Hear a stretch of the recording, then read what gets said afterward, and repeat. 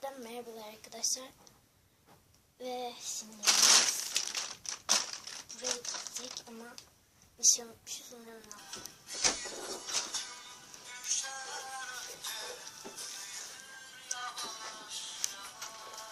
Yeniden başlamadı değil mi?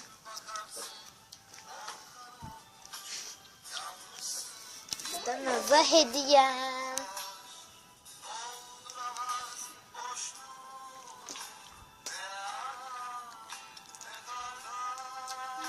Sallasın. Çok güzel. Arkadaşlar çok güzel yapmış. Burada da mektubum.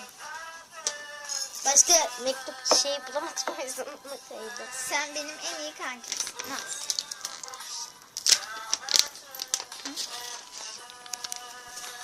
Aç. Evet.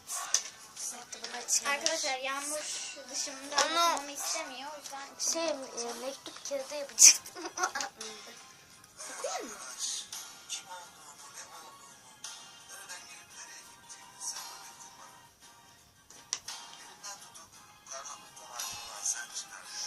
Bana yürümeyi öğrettin yeniden.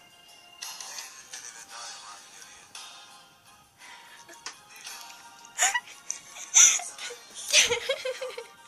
Çok alakasız şeyler yazdım. Bir hütür mektubu. Hatır. Ayrılsak bile kopamayız. Çok beğendim.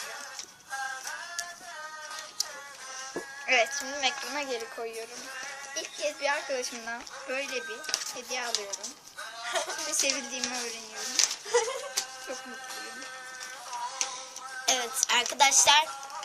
Başka bir Şöyle bir daha videomuzda. göstereyim. Ama da açılım yapacağım. Aç. Evet Arkadaşlar sallayınca simleri. Böyle çok güzel bir hediye gerçekten. Ve şurada da kanki yazıyor. Bunlar ne Yağmur? Ha yaptığın hamur mu? Ha. Bakın Şunlar. şöyle sallayınca arkadaşlar.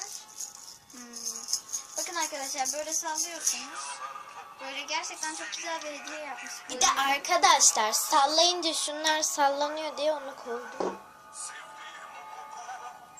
Yağmur bu bantı çıkartınca olmuyor mu bir şey? Bir şey oluyor mu? Şunlar çıkıyor. Ha, bu bant birazcık kötü olmuş. Başka bir şey bulamadım çünkü. Neyse. Evet arkadaşlar bir videomuzun daha sonuna geldik. Kanalımıza abone olmayı unutmayın.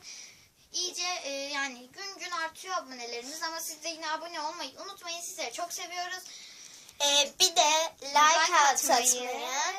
Destek videolarınızı yorumlar kısmına yazmayı unutmayın arkadaşlar. Sizi çok seviyorum. Bay bay. seviyoruz. Bay bay.